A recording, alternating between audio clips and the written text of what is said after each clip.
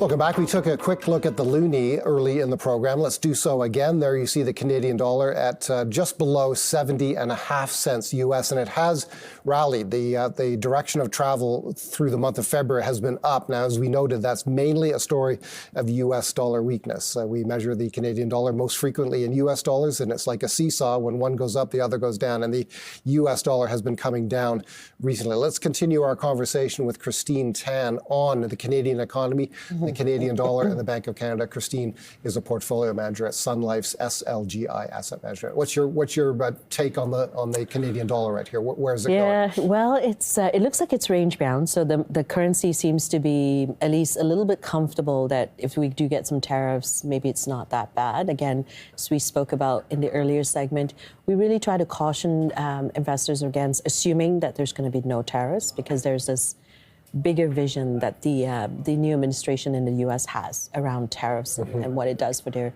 treasury revenue.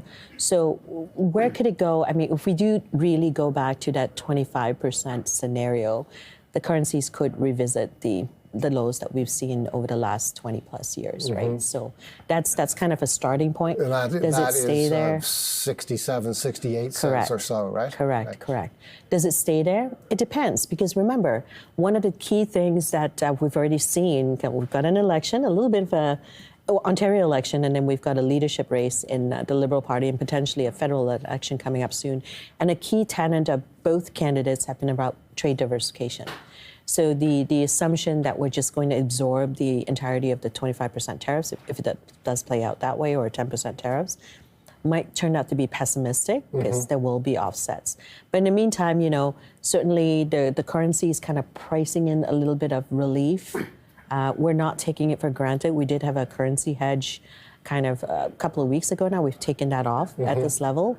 We're going to be looking at it again as we get closer to the end of February, because that's that 1 month sort of extension, right? Right. But yeah. What do you believe are the consequences for Canadian inflation from a depressed Canadian dollar? And then what does that mean? That complicates the task of the Bank of Canada, surely. Absolutely. It's a great question. And, our team, we always say, we're not smart enough to outsmart Governor Macklem and the Bank of Canada. So we try to look at what they tell us. So the Bank of Canada actually did something unusual. At least none of the other central banks have done this. On January 31st, they published a report. It's a very short paper, but the potential impact of tariffs.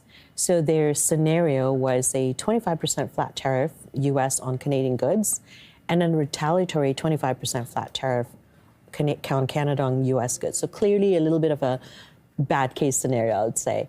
And then they kind of said, well, the price is going to be passed through slowly because consumers will not be able to absorb it, so it'll be a hit to the profit margin. So you might see a bit of negativity on the TSX and earnings expectations. So in that world, they think that it could be a 2.5% negative hit to GDP. Now, coming into this year, without tariffs, I think the expectations for about 1.7, 1.8% GDP growth. So that hit will take us into recession territory.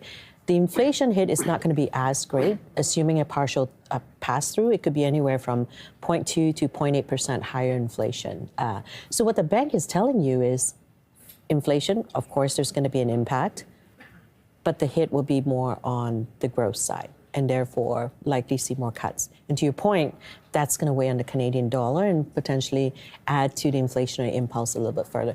It's complicated, but ultimately, the bank needs to balance the risk, and also we have to consider that the government is going to look for offsets in terms of diversification. You mentioned using a currency hedge, which you've now removed. That's interesting. Talk to us about how investors should think about hedging if they can. It can be difficult, I think, for a retail do-it-yourselfer to do it. One option is that many ETFs, as you know, come in hedged or unhedged versions. Talk to us a bit about currency hedging. Correct. So for us, we are fortunate we can use basically options, kind of an overlay, to your point, but everyday investors can't necessarily do that.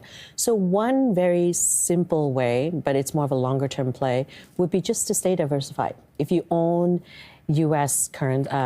assets, so S&P 500 stocks, for example, own it in U.S. dollars. So don't hedge it back to, because there are ETFs that hedge it back to CAD. Don't do that. Own U.S. dollar version.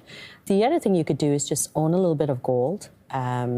Gold, so far, actually, in the last few months, but really it's been in the last year and a half. It's been playing a few different roles. One is, we've seen central banks around the world looking to diversify their foreign exchange reserves. So part of that is adding more gold to their reserves. And then clearly we see gold playing a little bit of a haven when there's geopolitical uncertainty.